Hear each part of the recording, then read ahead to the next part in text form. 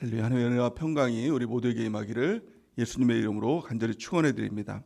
오늘 말씀은 디모데전서 1장 3절에서 11절 말씀을 통해 바른 교훈의 목적이라는 제목으로 하나님 말씀 증거하겠습니다. 진리 안에 거하라. 디모데 전후서 강해의 두 번째 시간입니다. 우리가 이 땅을 살아가면서 가장 중요한 것이 있다면 우리 교회를 아는 것이 무엇보다 중요할 것입니다. 너희가 그리스도를 주로 받았으니, 예수 그리스도를 주로 받았으니라고 할 때 예수 그리스도를 주로 받았다는 것은 이 세 가지를 의미하는 것이죠. 하나님의 말씀을 우리가 하나님의 말씀을 주로 받았다라는 것. 그러기에 성경 안에 뿌리를 내리는 것이 중요한 것이죠. 또한 두 번째는 성령 하나님의 뿌리를 내리는 것이 중요한 것이고, 또 세 번째는 교회의 뿌리를 내리는 것이 중요한 것입니다.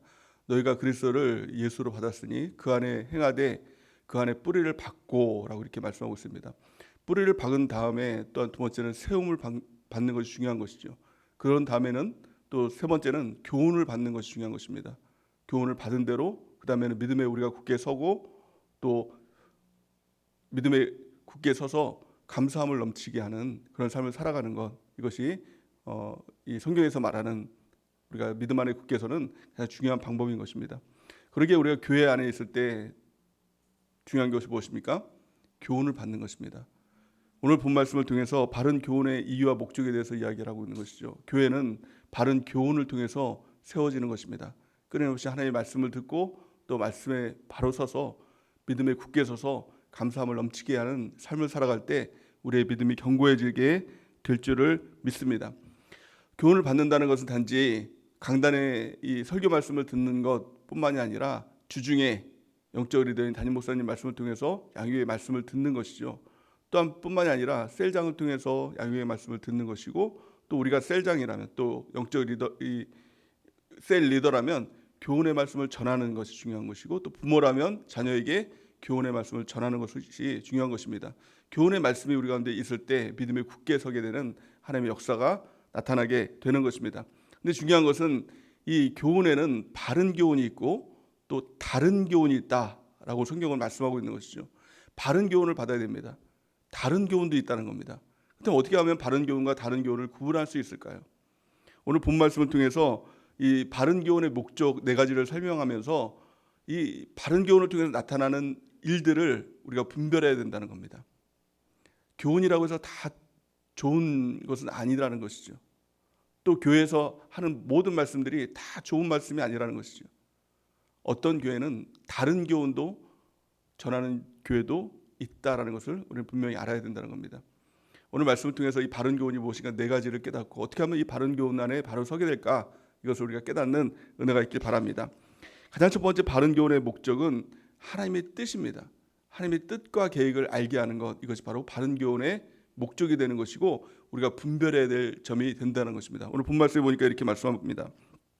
3절 4절 말씀에 보니까 3절 말씀에 보니까 내가 마게도냐로 갈 때 너희를 권하여 에베소로 머물라 한 것은 어떤 사람들을 명하여 다른 교훈을 가르치지 말며, 이렇게 말씀하고 있죠. 다른 교훈이 있다는 겁니다.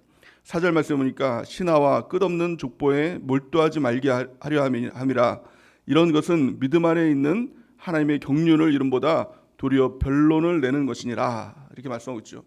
하나님의 경륜이라고 이렇게 말씀하고 있습니다. 바른 교훈은 하나님의 경륜을 이룬다는 겁니다. 이 하나님의 경륜이라는 것은 하나님께서 각 시대에 따라서 하나님의 뜻을 이루시기 위해 세운 계획과 사역, 이것을 하나님의 경륜이라고 얘기합니다.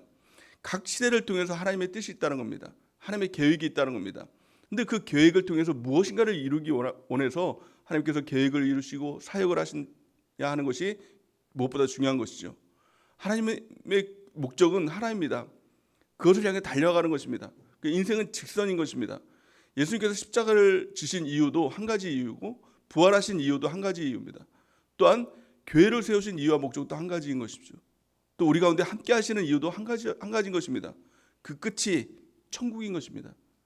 근데 천국을 놓치면 그 교훈이 바른 교훈이 아니라 다른 교훈이 되는 것입니다. 바른 교훈을 통해서 우리가 믿음에 굳게 서서 하나님께서 원하시는 것은 우리가 천국에 합당한 자로 예수 그리스도의 장사한 분량까지 자라나는 것, 이것이 하나님의 뜻과 계획과 목적이 되는 것입니다. 그러기에 우리가 늘 질문해야 되는 것은 어떤 교훈을 통해서 그래서 천국이야? 이걸 항상 질문해 보세요. 혹시 여러분들이 다른 교회 목사님들의 말씀을 들을 또 기회가 있을 것입니다. 또 뭐 어떤 사정에서건 또 어떤 사명에서건 뭐 교회를 옮기는 일도 있을 수가 있는 것이죠. 아주 먼 지역으로 뭐 이사를 가게 된다든가 뭐 그런 일이 없으라는 법 없지 않습니까? 그래서 또 교회를 선택해야 될 이제 그런 상황 가운데 있을 때 한 가지를 통해서 분별할 수 있는 건 천국이 있는 거예요. 근데 이 시대 많은 교회들이 천국을 상실한 교회들이 얼마나 많은지 몰라요. 말씀을 가만히 들어보면 다 좋은 말씀입니다. 예수님에 대해서도 이야기를 하고 또 뭐 선한 영향력에 대해서도 이야기를 하고 뭐 그리스도의 어떤 성품에 대해서도 이야기를 하는데 천국이 없는 교회가 너무 많은 것입니다. 그 끝이 천국이 아니라 이 땅에서 우리가 잘 먹고 잘 살고 또 선한 영향력을 드러내고 사는 것이 목적이라면 이것은 교회가 목적된 것이죠. 교회는 목적이 아니라 수단입니다. 어떤 수단이요? 영원한 천국에 가게 하는 수단이 바로 교회인 것입니다. 성경, 성령, 교회, 이것은 목적이 아니라 이것을 통해서 영원한 천국으로 인도하는 하나님의 수단이 된다라는 것입니다. 그러기에 우리가 늘 점검해야 될 것, 이것이 하나님의 뜻이야? 두 번째, 그래서 천국이야? 이걸 점검하면 분별이 됩니다. 이 바른 교훈인지 다른 교훈인지. 그래서 바른 교훈을 붙들고 우리가 살아가는 은혜가 넘치기를 예수님의 이름으로 축원해 드립니다. 그래서 하나님께서 우리 가운데 주신 것, 성경, 성령, 교회를 붙들고 영원한 천국을 향해서 또 하나님의 뜻을 이루며 살아가는 우리 모두가 되길 바랍니다. 두 번째, 바른 교훈의 목적이 뭘까요? 바른 교훈의 목적은 바로 오늘 본 말씀 보니까 사랑이라고 이야기를 하고 있습니다. 오늘 5절에서 7절까지 같이 한번 읽어보겠습니다. 시작. 이 교훈의 목적은 청결한 마음과 선한 양심과 거짓이 없는 믿음에서 나오는 사랑이거늘 사람들이 이에서 벗어나 헛된 말에 빠져 율법의 선생이 되려 하나 자기가 말하는 것이나 자기가 확증하는 것도 깨닫지 못하는도다. 아멘. 하나님의 계명, 이 바른 교훈, 우리 교회를 통해서 주시는 하나님께서 우리를 만드시고자 하는 가장 궁극적인 것은 사랑의 사람이 되는 것입니다. 우리가 아가페 사랑을 배우고 또 그것을 익히고 실천하는 일들을 하고 있죠. 우리 안에 사랑이 있는가? 이것이 무엇보다도 중요한 것입니다. 믿음이 있고 뭐 산을 옮길 만한 믿음이 있고 또 무엇인가를 다 하는 그런 믿음이 있어도 사랑이 없으면 아무것도 아니라고 고린도전서 말씀 우리 가운데 가르쳐주고 있지 않습니까? 그게 사랑이 없으면 아무것도 아니라라는 것입니다. 늘 하나님의 사랑을 배우고 그 사랑이 내 안에 있는가?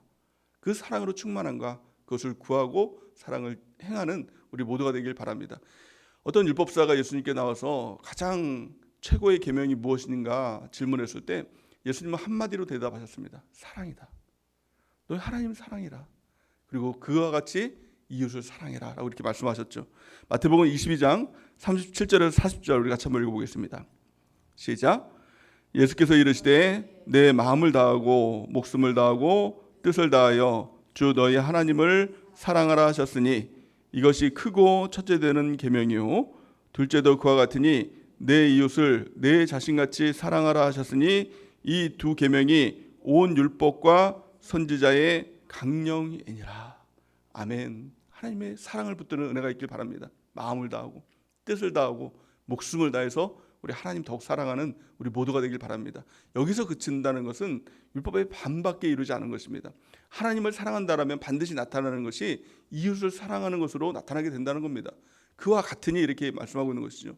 그 하나님 사랑함을 가지고 이웃도 사랑하는 것입니다. 우리 세런들을 사랑하고 또 우리 교인들을 사랑하고 우리 자녀를 사랑하고 뿐만이 아니라 주변 사람들을 사랑함을 통해서 복음을 증거하는 삶을 살아가는 것, 이것이 우리가 교회 안에서 바른 교훈을 받는 이유와 목적이 된다는 것입니다. 그것이 바로 또 천국에 합당한 자로 우리가 자라나는 원동력이 되는 것이죠. 그러니까 늘 사랑하는 은혜가 있기 바랍니다. 우리가 15가지 사랑을 배웠지 않습니까? 그것들을 다시 한번 마음에 새기고 그런 사람이 되도록 실천하는 우리 모두가 되는 은혜가 넘치기를 바랍니다. 세 번째, 교회를 통해서 주시는 바른 교훈의 이유와 목적이 뭘까요? 그것은 바로 회개다라고 이렇게 말씀하고 있습니다. 하나님의 바른 교훈이 때로는 율법으로도 다가올 수가 있습니다. 사람들은 율법이라는 것을 부정적인 의미로 생각을 하죠. 율법주의, 율법을 지켜야 내가 구원을 받는다. 이게 율법주의입니다. 율법주의는 나쁜 겁니다. 이건 틀린 겁니다. 틀린 복음입니다. 다른 복음입니다. 율법을 지켜야 구원을 받는 것이 아니라 십자가의 은혜, 예수님을 믿어야 구원을 받는 것이다. 믿음으로 구원을 받는 것이다. 율법으로 구원을 받지 않는 것이다. 이것이 바로 바울이 끊임없이 외쳤던 것이죠. 그렇습니다. 그렇다면 율법은 다 나쁜 것일까요? 그렇지가 않다는 것이죠. 율법을 통해서 주시는 유익이 뭐냐? 율법도 하나님의 말씀이에요. 근데 율법을 통해서 주시는 말씀이 뭐냐면 그것을 통해서 우리의 죄를 깨닫게 하는 것입니다. 그리고 회개하고 돌이키고 그 죄악을 벗어버리게 하는 것이 율법의 목적이 되는 것입니다. 그러기에 바른 교훈이 뭘까요? 우리의 죄악들을 감춰주는 것이 아니라, 묻어두는 것이 아니라 드러나게 하는 것입니다. 말씀을 들을 때 그 말씀이 나를 찌르는 것 같고, 때로는 목사님이 나를 찌르는 것 같다 이런 생각들도 막 들지 않습니까? 나를 어떻게 알고 저렇게 얘기하시나 이런 생각도 들지 않습니까? 하지만 그것은 목사님이 얘기하시는 것이 아니라 성령 하나님께서 강단을 통해서 말씀하시는 것입니다. 나를 향해서 그 죄악들을 버리라고, 찔리는 만큼 돌이키고 회개하라고 주시는 하나님의 말씀인 것이죠. 오늘 본 말씀은 이렇게 말씀하고 있습니다. 우리 8절에서 10절 우리 같이 한번 읽어볼까요? 시작. 그러나 율법은 하나님이 그것을 적법하게만 쓰면 선한 것임을 우리는 아노라. 알 것은 이것이니 율법은 옳은 사람을 위하여 세운 것이 아니요 오직 불법한 자와 복종하지 아니하는 자와 경건하지 아니하는 자와 죄인과 거룩하지 아니한 자와 망령된 자와 아버지를 죽이는 자와 어머니를 죽이는 자와 살인하는 자며 음행하는 자와 남색하는 자와 인신매매를 하는 자와 거짓말하는 자와 거짓 맹세하는 자와 기타 바른 교훈을 거스르는 자를 위함이니. 아멘. 하나님의 말씀을 듣고 교훈을 받는 가장 중요한 이유는 회개인 것입니다. 회개하고 돌이키면서 하는 것이죠. 하지만 회개하지 않고 숨기고 도망가고 자꾸 변명하고 아니라고 하고 자기 자신을 위선으로 감추고 그러면 결국에 죽는 것입니다. 회개하고 돌이키는 자만이 사는 것이라고 성경은 말씀하고 있는 것이죠. 사도행전 3장 19절 말씀 같이 한번 읽어보겠습니다. 시작. 그러므로 너희가 회개하고 돌이켜 너희 죄 없이 함을 받으라. 이같이 하면 새롭게 되는 날이 주 앞으로부터 이를 것이요. 아멘. 회개하고 돌이켜 살면 새로운 날에 이르게 되는 것입니다. 어떻게 회개합니까? 우리는 스스로 회개할 수 없는 존재입니다. 그래서 교회를 통해서 바른 교훈을 받을 때 내가 잘못됐구나, 내 안에 죄가 있구나, 이것을 돌이켜 회개하는 것입니다. 회개하면 삽니다. 오늘 이 말씀을 통해서도, 오늘 예배를 통해서도 우리가 회개하고 돌이켜서 살아나는 우리 모두가 되는 은혜가 넘치길 바랍니다. 마지막 네 번째 바른 교훈을 통해 주신 하나님의 목적이 뭘까요? 11절 말씀에 보니까 이렇게 말씀합니다. 이 교훈은 내게 맡기신 바 복되신 하나님의 영광의 복음을 따름이니라. 아멘. 교훈을 통해서, 바른 교훈을 통해서 영광의 복음을 따르게 한다는 겁니다. 예수님을 따르는 자로 만드는 건 이 교훈입니다. 우리는 다 양 같아서 제각기 행하려고 하는 그런 속성들을 가지고 있죠. 하지만 교회를 통해서 바른 교훈을 주실 때 그것이 틀린 길이구나, 돌이켜서 바른 길로 가게 해요. 영광의 복음을 따르는 길로 가게 하는 하나님의 놀라운 장치가 우리 교회 안에 주신 바른 교훈입니다. 그러게 우리가 주일날 말씀을 통해서, 강단을 통해서 바른 교훈을 받는 것이죠. 또 주일날 유튜브를 통해서 그 말씀을 계속 들음을 통해서 바른 교훈을 받는 것이고, 또 주중에 담임 목사님 양육 말씀을 통해서 바른 교훈을 받는 것이죠. 또한 이 성경 말씀을 통해서, 큐티를 통해서 바른 교훈을 받고 우리가 살아나는 것입니다. 그럼 우리가 어떻게 이 바른 교훈을 받을 수 있을까요? 간단하게 우리가 세 가지를 살펴보면, 가장 첫 번째는 들어야 됩니다. 안 들으면 안 됩니다. 믿음은 들음에서 난다라고 성경 말씀하고 있죠. 로마서 10장 11절 우리 같이 한번 읽어보겠습니다. 시작. 그러므로 믿음은 들음에서 나며 들음은 그리스도의 말씀으로 말미암았느니라. 아멘. 그러기에 가장 첫 번째 시작은 자꾸 들어야 된다는 겁니다. 주일날 말씀을 한 번 듣는 것으로 그치는 것이 아니라 주중에도 계속 들어야 됩니다. 양육 말씀도 들어야 됩니다. 들어야 우리 안에 믿음이 생겨난다는 겁니다. 믿음이 없다고 자꾸 얘기하는 사람이 있습니다. 이유는 단 한 가지입니다. 안 들어서 그래요. 들어도 믿음이 없는데요, 또 들어요. 믿음이 생길 때까지 들으면 믿음 생깁니다. 반드시 생깁니다. 왜? 하나님의 말씀이니까. 믿음은 들음에서 나며 들음은 그리스도의 말씀으로 말미암았느니라. 하나님의 말씀을 자꾸 들으면 믿음이 안 생길래 안 생길 수 없는 것입니다. 결국엔 믿음이 이기는 것입니다. 말씀이 이기는 것입니다.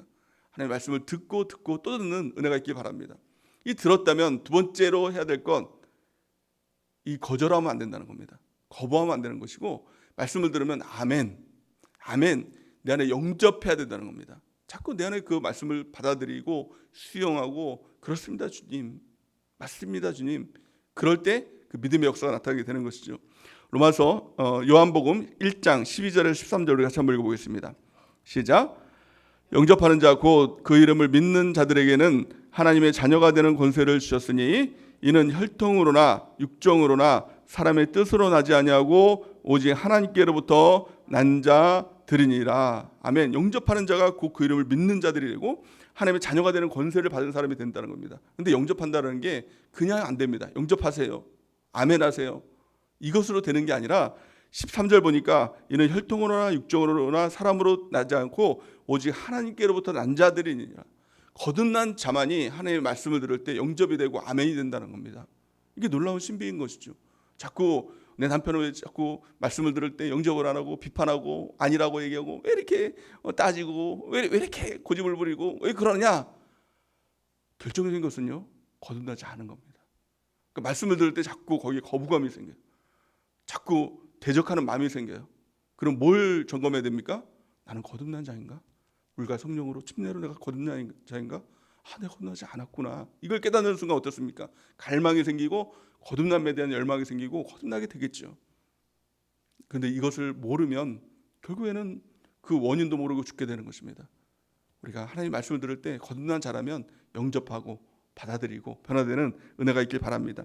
세 번째, 하나님의 말씀을 받았다고 하면 또 영접했다고 하면 반드시 해야 될 것은 무엇이냐면 그것을 행하는 것이라고 성경 말씀하고 있습니다. 빌립보서 4장 9절 우리 같이 한번 읽어보겠습니다. 시작. 너희는 내게 배우고 받고 듣고 본바를 행하라. 그리하면 평강의 하나님이 너희와 함께 계시리라. 아멘. 평강의 하나님이 우리와 함께 하시면 됩니다. 신앙생활이 너무 재밌습니다. 너무 행복합니다. 어떤 일이 있어도 정말 지구가 멸망한다고 하더라도 내 안에 평강의 하나님만 있으면 걱정이 안 됩니다. 근데 평강의 하나님이 없으면 있어도 불안합니다. 모든 걸 다 가져도 잃을까 봐 불안합니다. 두렵습니다. 뭐가 생겨서 두려운 게 아니라 그냥 두렵습니다. 그냥 불안합니다. 왜요? 하나님이 안 계시니까. 내 안에 평강의 하나님이 거하는 놀라운 은혜가 있길 바랍니다. 그러기 위해서 해야 될 게 뭡니까? 너희는 내게 배우고 받고 듣고 본바를 행하라. 그리하면 평강의 하나님이 너희와 함께 하시리라. 우리 안에 평강의 하나님이 함께 하시는 놀라운 은혜가 있기를 예수님의 이름으로 축원해 드립니다. 그러기에 교훈을 받고 듣고 본바를 행하는 놀라운 은혜가 있길 바랍니다. 그러기에 가장 중요한 한 가지는 자기 부인입니다. 날마다 자기가 있으면 이게 안 됩니다. 듣는 것도 안 되고 영접하는 것도 안 되고 행하는 것도 안 됩니다. 그러기에 바울처럼 나는 날마다 죽노라. 예수님의 십자가 앞에 나는 죽었습니다. 이 고백을 가지고 우리가 기도하고 또 그 다음에 하나님의 말씀을 보고 말씀을 듣고 또 영접하고 듣고 행하는 우리 모두가 되는 은혜가 있길 바랍니다. 그래서 그 말씀을 통해서 바른 교훈을 통해서 우리가 변화되고 영원한 천국을 위해서 오늘도 한 걸음 더 나아가는 그 은혜가 넘치기를 예수님의 이름으로 간절히 축원해 드립니다. 우리 시간 기도